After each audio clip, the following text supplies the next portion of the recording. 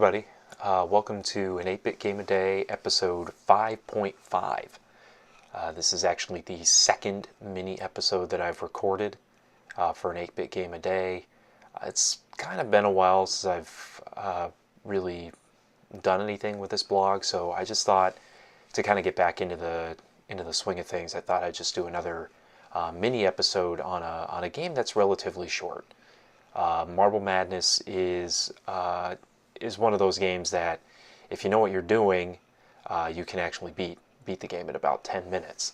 I do come pretty close, but I'm pretty terrible at this game, so I hit a lot of walls and bump into a lot of obstacles, and fall off the course more than once. So the idea behind the game is actually pretty simple. You're just guiding a marble down a path without hitting any obstacles or straying off the course. It's viewed from like an isometric perspective, so it does make it a little bit trickier to be able to control the ball as you're rolling it through the track.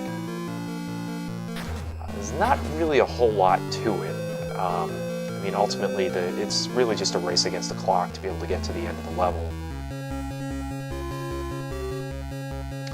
One of the few things I will say about this particular port is it's incredibly hard to control. Marble Madness was a game when it was released back in 1984 that you actually controlled with a trackball, which at the time was actually a pretty unique control scheme, considering most games at that particular time you would use a joystick to control it. So making the transition from a joystick to a directional pad, in the case of the Nintendo, it's functional, but it's not very good. So you combine that with the fact that I'm also not very good at the game, and that just makes for a less than stellar experience.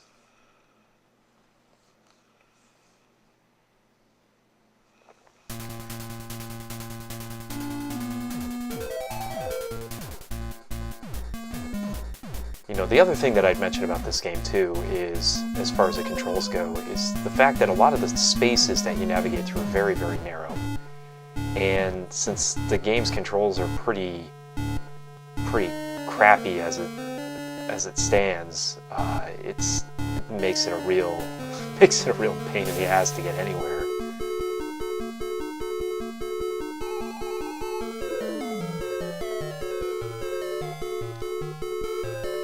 I guess the other complaint I'd have about this game is music is pretty lousy.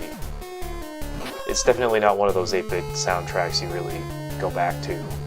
You think to yourself, yeah, you remember the theme from the intermediate level in Marble Madness? Remember how cool that sounded? Especially in the middle.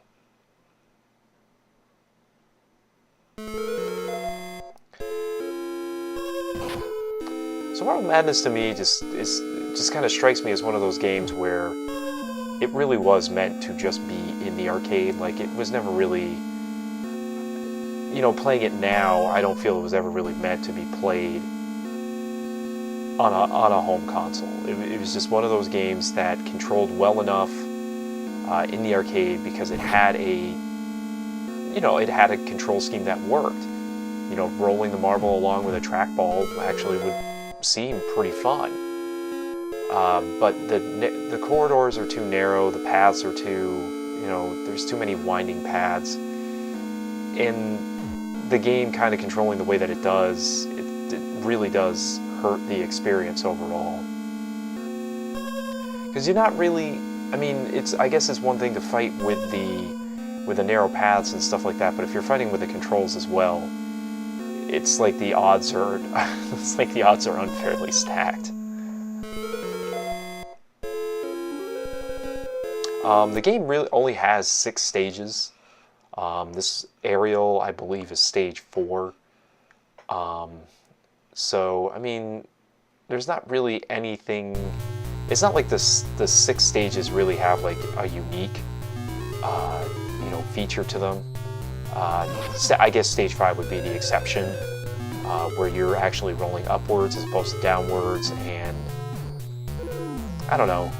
It would have been nice if there was a little more variety as far as like the different features that each level had. But at this point, you know, it's really just nitpicking. And the game was made, you know, this particular port was released, I believe, 25 years ago. So kind of not really much to expect there.